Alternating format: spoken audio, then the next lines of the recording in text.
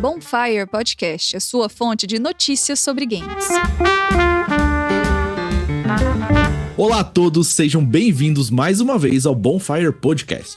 E dentro dos próximos 30 minutos, nós vamos te atualizar dos principais acontecimentos da semana do mundo dos videogames. Esse é nosso bate-papo número 4, hoje é dia 3 de fevereiro de 2025, eu sou o Diego, estou aqui com o meu co-host, do bigodinho mais querido do Brasil, Sr. Cauê Bonite, e do Daniel Finamor, o nosso mestre das informações que ninguém pediu, mas que quando começa a falar, todo mundo quer saber ainda mais. Essa semana a gente vai falar novamente dela, a nossa querida Nintendo.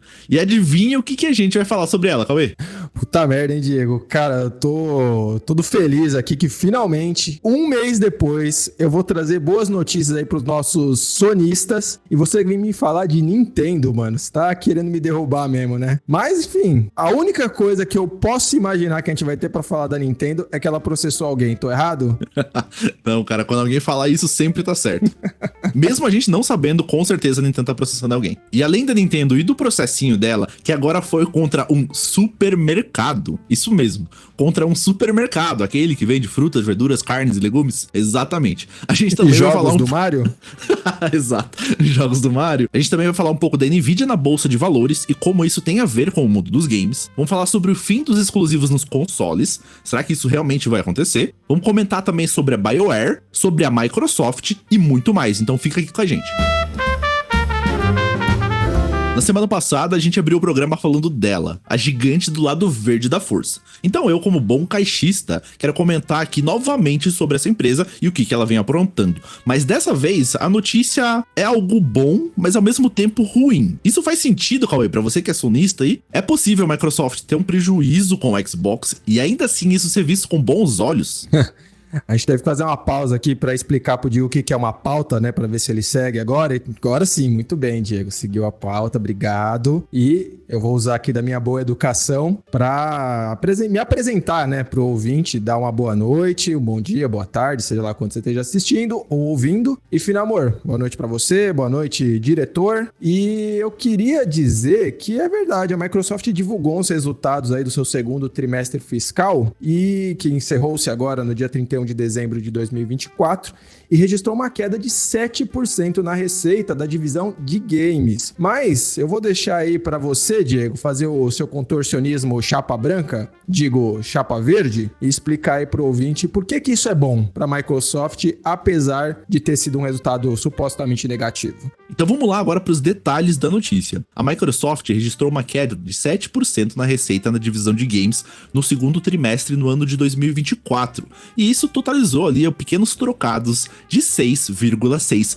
bilhões de dólares, tá? E o principal fator foi uma redução ali de 29% nas vendas dos consoles Xbox. Enquanto a receita do conteúdo de serviços, que inclui ali o Game Pass e o Cloud Gaming, teve um aumento de 2%.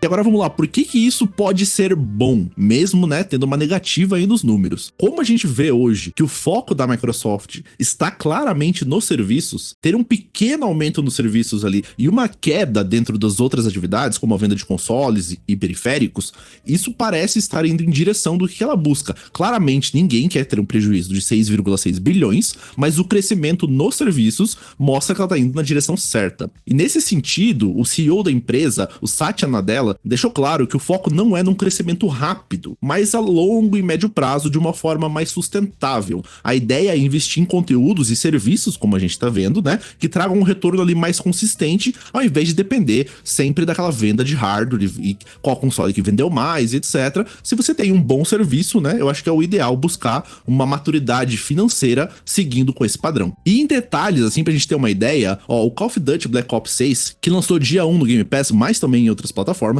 liderou as vendas ali no finalzinho de 2024 como um dos jogos mais vendidos. Além disso, o jogo Indiana Jones, O Grande Círculo, superou a marca de 4 milhões de jogadores após o seu lançamento, lembrando que ele é um jogo exclusivamente single player. E o Xbox Cloud Gaming registrou um recorde de 140 milhões de horas transmitidas neste mesmo trimestre. Então, nesse sentido, o Game Pass vem com um aumento aí, e ele tem um registro de um novo recorde na sua receita, de mais de 30% no PC, um aumento significativo dos assinantes no plano Ultimate, que é aquele plano mais caro. Lembrando que o plano Ultimate, eu comentei agora há pouco ali, hoje custa R$59 por mês. Então, se você é um pai de família e quer pagar para 2 ou 3 filhos, acaba sendo muito caro. Talvez um plano família e até mesmo para dividir entre a família e os amigos pode ser uma boa alternativa. Essa vai ser a oportunidade perfeita pro Daniel Finamor finalmente adotar os 3 aqui da Bonfire como seus dependentes. Bom, lá no episódio 2, a gente comentou que iria falar do fim dos exclusivos quando fosse um momento oportuno. E parece que esse momento chegou antes do esperado, já que o fato da Game Pass estar em ascensão e da Microsoft não querer mais exclusivos aparentemente, significa que a indústria está finalmente caminhando para um cenário onde o consumidor vai poder escolher a plataforma na qual prefere jogar. Agora, pera aí, galera, que o Daniel Finamor tá levantando o braço aqui, acho que ele tem alguma coisa bem importante pra falar pra gente. Boa noite, Cauêzinho do Bigodinho, e boa noite, meu gatito Del Bosque, Diegão, e boa noite, ouvinte da Bonfire. Cauê, eu só quero falar que aqui pro ouvinte, se ele tiver a oportunidade de escolha o PC. É isso que você quer falar pros ouvintes? Isso, obrigado. Ai, olha só, eu até poderia te responder de maneira adequada, meu querido Daniel Finamor, mas aparentemente o nosso diretor tem os seus preferidinhos e ele não colocou na nossa pauta a notícia que fala que o PC parece que vai exigir aí a venda de alguns órgãos para você poder brincar com ele. Então, eu não vou poder fazer isso da maneira que a gente deveria, então eu vou seguir aqui com toda a minha educação de novo. Bom, a gente tem visto aí que a Microsoft tem feito um movimento, né, de tornar seus jogos acessíveis em outras plataformas e parece que a Sony pode seguir esses mesmos passos e expandir os seus lançamentos para outras plataformas, como o PC e o Xbox. E vamos lembrar aqui que isso já vem acontecendo, né? O Horizon Forbidden West e o God of War Ragnarok tiveram lançamentos no PC após o seu lançamento no console. E também a gente viu aí, inclusive, o Horizon de Lego chegando no Nintendo Switch. E aí, uma notícia que complementa essa daqui, que foi a reestruturação da Sony Interactive Entertainment, que aconteceu essa semana, com certeza vai dar um indicativo aí de que essa é a nova estratégia e a gente certamente vai ver aí jogos que eram conhecidos como grandes exclusivos de cada uma dessas plataformas chegando nos outros consoles, o que é bom para todo mundo. A gente viu aí jogos como Helldivers e Concordia, que foram lançados no PC e no PlayStation simultaneamente, o que já era um movimento inédito, né, até então. E com a mudança da gestão lá na Sony e o grande Hiroki Totoki se tornando o CEO da empresa, a gente tem cada vez mais clareza de que, de fato, a gente vai seguir por esse caminho, seguindo os passos do tio Phil Spencer, que já declarou também de maneira pública, né, que pensa mesmo num modelo multiplataforma. O próprio Totoki falou também recentemente de que ele acredita nesse modelo, então tá mais do que claro de que eles estão visando um lucro operacional ao oferecer seus produtos para o máximo de pessoas. Uma curiosidade interessante dentro desse assunto remonta aí o evento da Microsoft que a gente cobriu aqui 2 episódios atrás, né? O Developer Direct da Microsoft, que aconteceu uma coisa que passou meio batida lá, a gente cobriu depois no nosso site, que foi o Doom The Dark Ages mostrar textualmente o PlayStation 5 como uma das plataformas onde o jogo vai ser lançado. Então a gente estava falando de um evento exclusivo de Xbox que mencionou o PlayStation, o que é mais um indicativo aí de que estamos caminhando para um fim da guerra dos consoles. E vou citar mais um exemplo aqui, que é o da Square Enix, que é uma das desenvolvedoras que vem demonstrando bastante interesse em expandir a sua distribuição para outras plataformas. A gente já mencionou ela aqui recentemente, no último episódio, e vale, né, comentar mais uma vez de que ela diz repetidas vezes, através de diversos dos seus diretores, que querem levar os seus jogos para outras plataformas. Então, a gente pode esperar aí que as empresas, a partir de um futuro próximo, vão precisar competir muito mais em qualidade do que necessariamente no modelo de exclusividade. Eu particularmente acho que todo mundo tende a ganhar com isso. não vejo ninguém que possa achar que isso é uma notícia ruim para o universo dos videogames. E uma notícia que eu não poderia deixar passar aqui, já que ela envolve diretamente o jogo que eu mais aguardo neste momento na minha breve vida, até mesmo mais que o GTA 6, é sobre a BioWare e sobre o meu querido Mass Effect. A BioWare agora tá passando por um processo de reestruturação após o lançamento do Dragon Age Veilguard, né, e seu fracasso de vendas,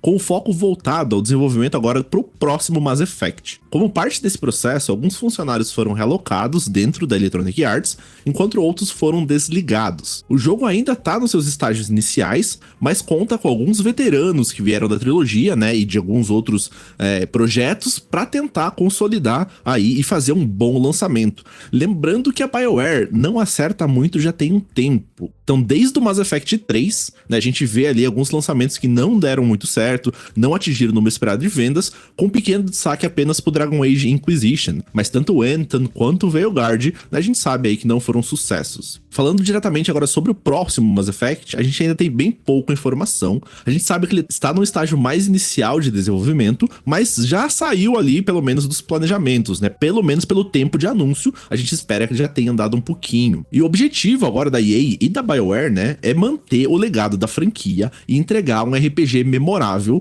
que o nome Mass Effect carrega, não ser o desastre de vendas, pelo menos que foi o Mass Effect Andromeda. E acho que a parte mais triste desse processo foram ali os layoffs, né, os desenvolvedores que foram demitidos. A gente não tem um número específico desse processo ainda, mas a gente espera, né, que eles consigam se realocar na indústria, né, e sejam aí efetivados em outros projetos ou em outras empresas e consigam aí continuar o desenvolvimento da sua profissão. Mas em resumo, né, a gente vê aí que agora a BioWare tá com um estúdio um pouquinho mais enxuto e focado exclusivamente no desenvolvimento do próximo Mass Effect, dedos cruzados aí para vir um produto à altura. E Diego, você sabe quem que mandou muita gente embora recentemente aí, cara, mas essa empresa já mandou tanta gente embora que quase não vira notícia mais quando fecha um estúdio? Deixa eu adivinhar, a Ubisoft. Acertou, miserável! Eu sei que foi um esforço muito grande aí também, né, para os ouvintes pensar nesse nome, né, mas sim, a Ubisoft no último dia 27 aí anunciou o fechamento de mais um estúdio e dessa vez foi lá na Inglaterra, né, o estúdio aí que ela fechou, lá na cidade de Leamington, e junto com o estúdio aí foram demitidos 185 funcionários. Assim, é muito triste, né, receber uma notícia dessa, mas a gente sabe aí que de uns tempos pra cá a Ubisoft vem enfrentando dificuldades financeiras e muito devido aí aos jogos que não engajam ou os sucessivos adiamentos, né, dos jogos que estão em desenvolvimento, mas as notícias não param por aí. Outros escritórios da Ubisoft também na Europa estão passando por reestruturações, e o que significa que mais pessoas podem perder seus empregos. E a justificativa da Ubisoft foi que o fechamento do estúdio e essas demissões fazem parte aí de um plano de redução de custos, devido a não estar indo muito bem, né, conforme eu já falei aqui, conforme a gente já citou também em outros episódios. Não é a primeira vez, né, que a Ubisoft faz cortes drásticos dessa maneira. Em 2024 já tinha fechado estúdios em Osaka, São Francisco, e infelizmente essa tendência de demissões não é exclusividade da Ubisoft. A gente tá acompanhando aí, vendo que outras grandes empresas, né, da indústria dos games, como Microsoft, Sony e Band, também fizeram cortes recentemente. Crise econômica e alto custo de desenvolvimento de jogos são alguns dos fatores que contribuem para essa situação. Ainda mais a Ubisoft querendo fazer jogos quadruple A, né? O orçamento é muito grande e no fim das contas o jogo não pega e toma um rombo financeiro muito grande. Bom, independente do que acontecer aí, né, essas demissões e essa reestruturação da Ubisoft, com certeza terão impactos aí no futuro da empresa e da indústria dos games como um todo, né? E além disso, também o mercado de trabalho na área de games continua instável e tem aumentado a incerteza, né, para os desenvolvedores, e capacidade de adaptação da Ubisoft a essas mudanças vão ser determinantes aí para o futuro da empresa.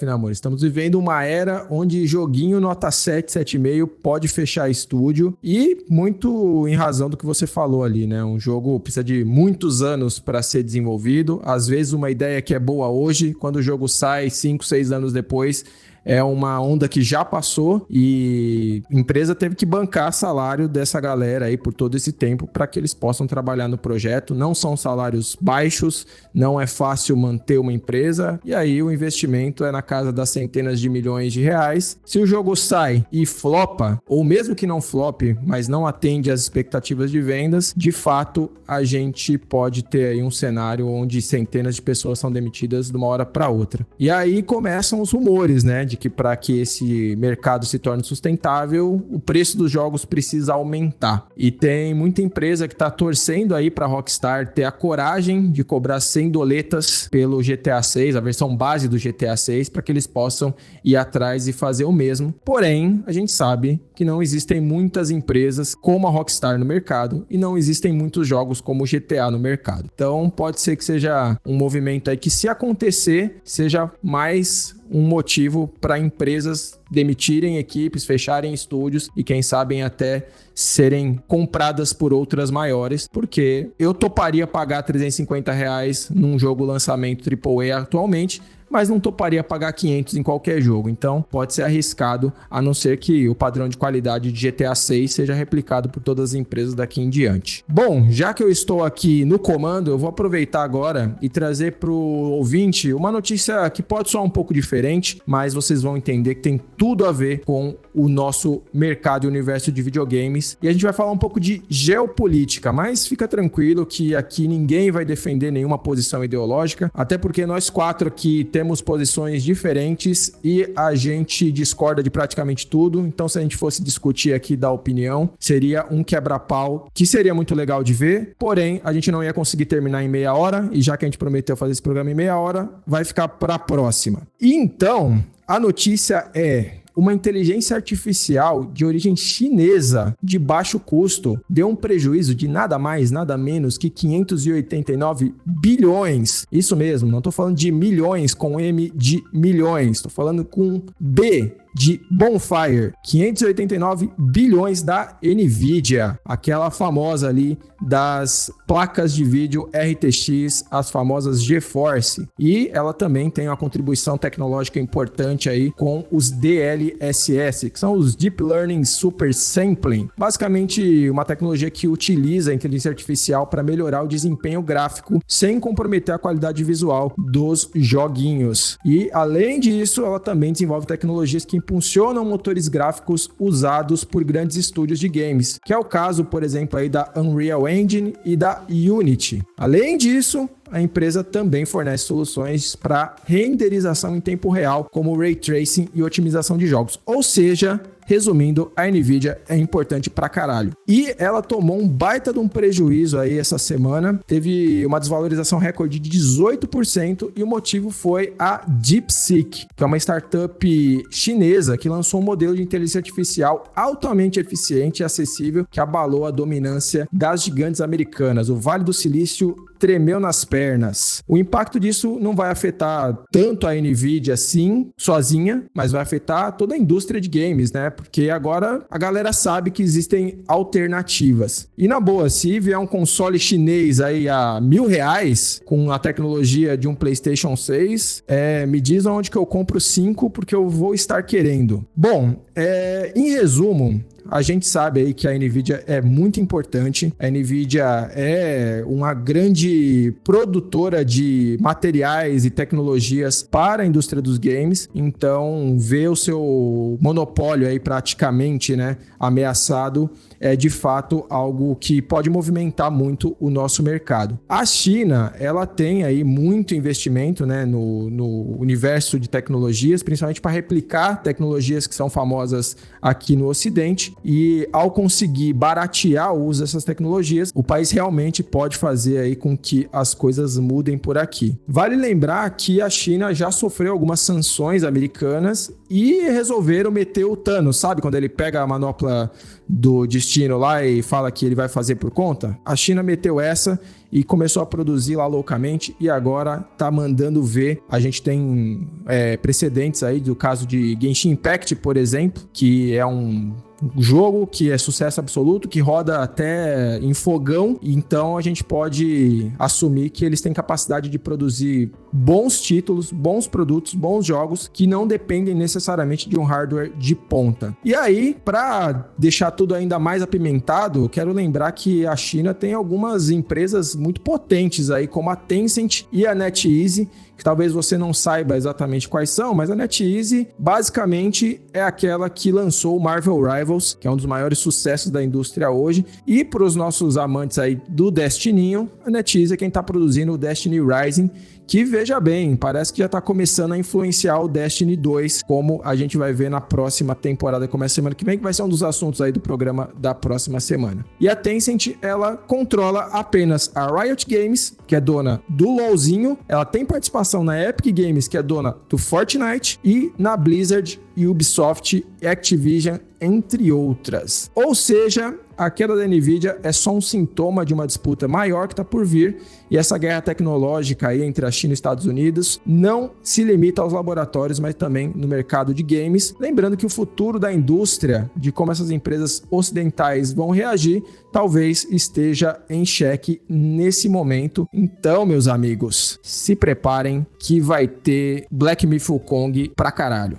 E Cauezão, eu queria só trazer, cara, duas pequenas correções aqui. Você comentou ali que a Tencent tem parte da Blizzard ainda, mas depois da aquisição da Microsoft, onde ela comprou, né, Activision Blizzard, agora a Microsoft é basicamente dona de tudo aí referente a Blizzard e Activision. E uma outra correção ainda mais importante, cara, é que você falou ali que o Thanos usa a manopla do destino, mas na verdade é a manopla do infinito, né? É do destino infinito. Sabe como é que é, né? O jogador de Destiny não consegue se desvencilhar.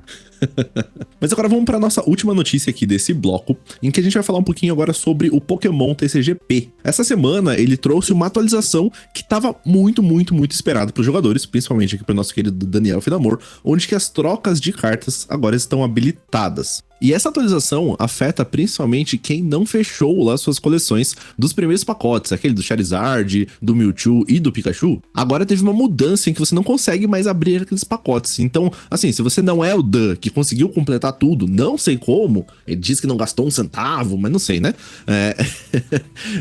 Tá mais difícil ainda, então você precisa focar na troca. Só que a troca ela não é tão simples. Eu tenho uma cartinha aqui que é trocar com o meu amigo. Não, a troca ela tem algumas moedas específicas que você só consegue de um jeito extremamente burocrático, vamos dizer assim.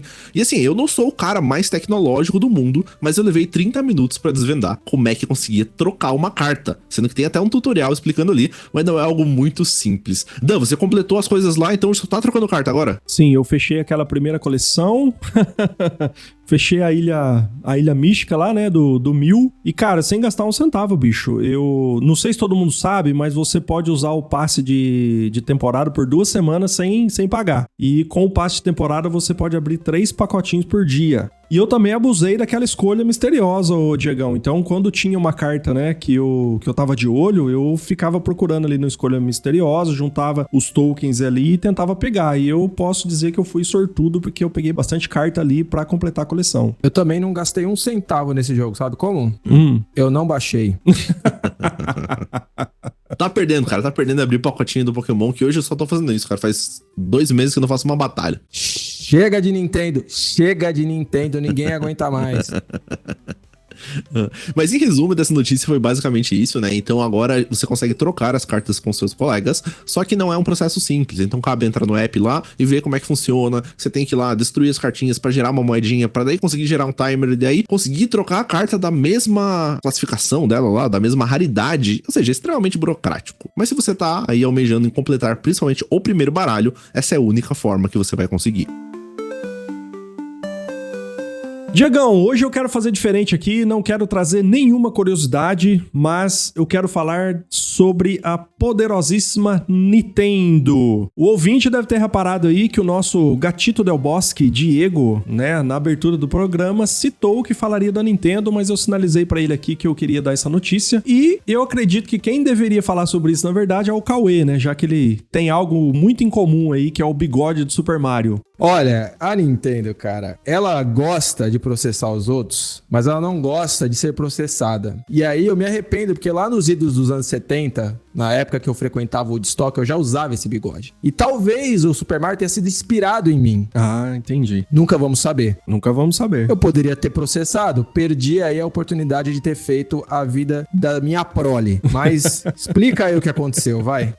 Eu acho que você tem razão, viu? Mas o bigode não teve força dessa vez, ô Cauê. Você não acredita na treta que rolou, cara. Mas vamos desde o princípio. Lá na Costa Rica, mercadinhos são chamados de super. As pessoas da Costa Rica têm o hábito de chamar mercadinhos de super. E tem um cara lá que chama José Mário, que é dono de um mercadinho. E ele colocou o nome do mercado dele de Super Mario. O que aconteceu? Ele foi renovar a marca agora em 2024 e do Neida aparece a Nintendo, caiu matando em cima dele aí, dizendo que ele tava usando o nome de má fé e dizendo também que ele não vendia só comida básica, né? Que ele tava usando as imagens aí do Mario no Facebook pra pegar carona na fama da empresa. Só que o Super Mario, o José Mário, o dono do mercadinho, não deixou barato, cara. O advogado dele rebateu tudo e disse que a Nintendo não tem registro nessa categoria, né, de alimentos, e que os brinquedos que apareciam na página do mercado eram réplicas genéricas, né, e mais uma vez que na Costa Rica Super é só uma forma de chamar um supermercado, que não tem nada a ver com o Mario dos games. E adivinha só, o Super Mario Latino ganhou o processo, cara. O Registro Nacional da Costa Rica olhou os argumentos da Nintendo e falou assim, ó, não, você deixa o cara renovar a marca, não tem nada a ver com o que você tá falando. Então, em dezembro de 2024, ficou tudo oficial e a Nintendo até podia recorrer, né, dessa decisão, mas até agora não deu nenhum sinal de que vai prosseguir. E a internet, como sempre, foi a loucura, né, bicho? Virou aquela clássica história de Davi contra Golias, já que as empresas multimilionárias aí já perderam o processo pra Nintendo. Mas um mercadinho local, na Costa Rica, derrotou uma das maiores empresas do mundo. Nem todo herói usa capa, né? Alguns usam bigodes. Exato, e tem um mercadinho. Ai, que notícia maravilhosa, cara. Isso aqui é demais, mano. Esse é o ouro. E a gente percebe, né, que até as grandes indústrias, que às vezes até estão ali na beiradinha, pirateando Nintendo, fazendo emuladores, que a gente sabe que às vezes são empresas grandes por trás,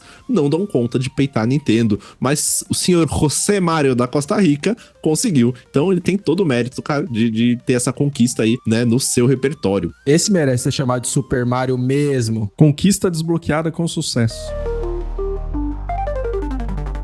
Posso puxar o terceiro bloco, então? Vambora! Taca-lhe pau! Vai. Beleza, então vamos lá. Ó, se essa é a primeira vez, ouvinte, que você tá aqui escutando a Bonfire Podcast, o nosso podcast ele é estruturado em 3 blocos. O primeiro, a gente vai relatar as principais notícias da semana. No segundo, normalmente o Daniel traz aí pra gente uma curiosidade, ou às vezes uma notícia muito interessante como a de hoje. É nóis. E nesse terceiro bloco, a gente vai comentar um pouco sobre os lançamentos da semana. Então, se você aí quer saber o que vai lançar, quais são os principais jogos que vão sair, pode ficar ligado aqui que a gente vai discutir eles na sequência.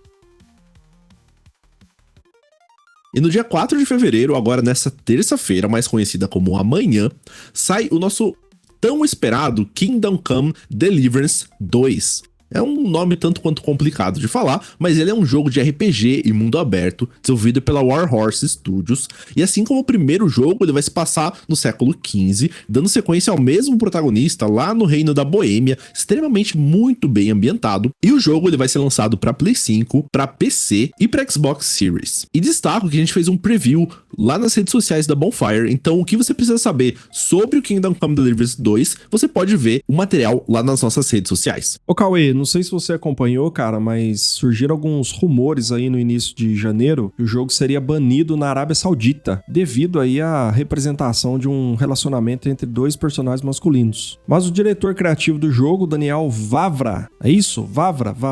Seu xará. Meu xará. Não, Vavá. Falou que não houve tal proibição. Você acompanhou isso aí, Cauêzão? Sim, meu querido Finamor, de fato aconteceu, a gente cobriu inclusive isso lá no nosso site, mas ele negou, ele falou que o jogo até onde ele sabia não tinha sido proibido em lugar nenhum e que tudo que tinha no jogo ali estava dentro da categoria indicativa e que eram escolhas dos jogadores, ninguém era obrigado a nada, todas as cutscenes poderiam ser puladas, que foi uma coisa que acusaram também o jogo de ter. Então, fake news.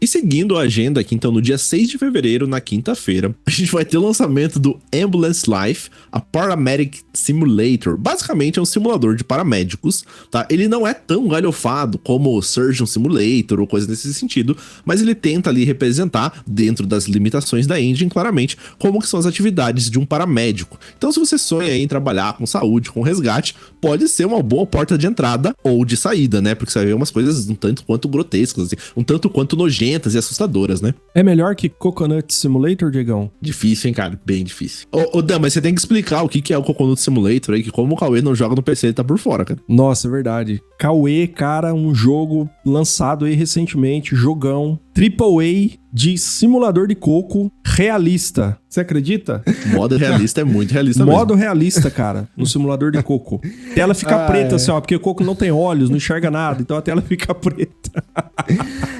Olha, eu vou comprar um PC, mas eu não vou jogar mesmo assim, porque eu tô no momento muito investido num joguinho que chama Father Simulator. Esse eu tô bem investido no momento. Esse eu conheço bem também, viu? Esse é caro. Joguei, já zerei 3 vezes. E seguindo aí no mesmo dia, no 6 de fevereiro, a gente tem o lançamento de Momodora Monolith Farewell, que é o quinto e último título da série Momodora. Ele é desenvolvido por brasileiro. Quinto título, velho? Não, desculpa te interromper, velho. Quinto título? Que porra de série é essa, velho? Quinto título, velho. Ah, só Final Fantasy, pode mandar 62 teve agora. 4 jogos antes, a gente nunca ouviu falar, velho. Alguém aqui falar que conhece o Momodora, velho, eu me demito, mano. Fala aí o que é esse jogo, Diego, sem ler a pauta. Explica pra audiência aí. O Momodora deve ser um jogo 2D, estilo Metroidvania, algo nesse sentido, não sei. Mas o importante, de verdade, é que é desenvolvido por brasileiros, né, através de um estúdio chamado Bomb Service e é publicado pela Plames, tá? Então o jogo vai continuar. Peço perdão imediatamente. Tá perdoado. Eu não sabia dessa informação. O jogo vai continuar a tradução da série. Apoie o mercado nacional, gente. O jogo vai continuar com a tradição da série de manter uma jogabilidade mais no estilo Metroidvania. Olha, eu acertei, até porque tem o Momodora no Game Pass e eu já joguei, tá? E o jogo foi lançado já pra PC no começo do ano passado, mas agora ele vai estar chegando pros consoles. Então, se você tem um Switch, um Play 5 ou um Xbox, pode ser sua hora aí de se aproximar do Momodora, mesmo sendo o quinto título da série. Qual dos 4 outros você jogou, Diego? Explica aí pra gente. Não faço ideia, mas foi algum. E cabe também a gente fechar esse bloco hoje com uma menção honrosa, que se você estiver ouvindo aí na data próxima ao lançamento, tem uns jogos disponíveis lá no Amazon Prime Gaming. Se você for assinante, você consegue baixar para PC o BioShock 2 remasterizado. Dizem as línguas aí que é talvez o melhor BioShock. Consegue baixar também o Deus Ex, a edição jogo do ano. O Zombie Army 4 pode ser uma boa ali para se aproximar um pouco da franquia Sniper Elite, que isso é um spin-off. E você pode baixar na Epic Games Store. Também tá acessível o queridinho aí da galera, o Ender Lilies, Quietus of the Night, onde você vai poder baixar pela Epic Game Store, o Blood West e talvez um dos meus favoritos jogos de plataforma e ação, que é o Super Meat Boy Forever, tá? Então esses jogos aí você pode pegá-los através do Prime Gaming e resgatar nas lojas que vão estar descritas. Ô, Diego, eu posso contribuir? Deve. Tem um título incrível aí que você vai poder inclusive conferir nas nossas redes sociais hoje, que é o Battlefield 1. Tá custando 4 pila lá na PS Store. Aproveita que é jogaço. Se você não conhece, confere nossas redes sociais que o vídeo vai estar disponível lá hoje. E com isso a gente chega ao final do nosso episódio. Lembrando que aqui na Bonfire você sempre vai encontrar as notícias mais importantes da semana e o nosso programa vai ao ar todas as segundas-feiras. E eu quero novamente frisar aqui pro ouvinte que a Bonfire é uma mídia pequena, não existe nenhuma grande empresa aqui puxando as nossas cordinhas ou o bigodinho lindo do Cauê, né, nos bastidores. A gente nem patrocínio tem e tudo que você escuta aqui é de gamer para gamer. E você pode sempre ficar por dentro de absolutamente tudo que envolve o mundo dos games através do nosso site, onde temos notícias lá diárias, e das nossas redes sociais, lá no YouTube, TikTok e no Instagram, com vídeos verticais diários, onde a gente conta um pouquinho mais sobre a história dos games, assim como você pode ouvir os nossos podcasts no Spotify e acompanhar também as nossas atualizações no Twitter. Todos os links vão estar aqui na descrição do podcast, não importa qual plataforma você esteja nos escutando. Excelente. Então a gente se vê na semana que vem. Valeu, galera. Valeu! Tchau, tchau.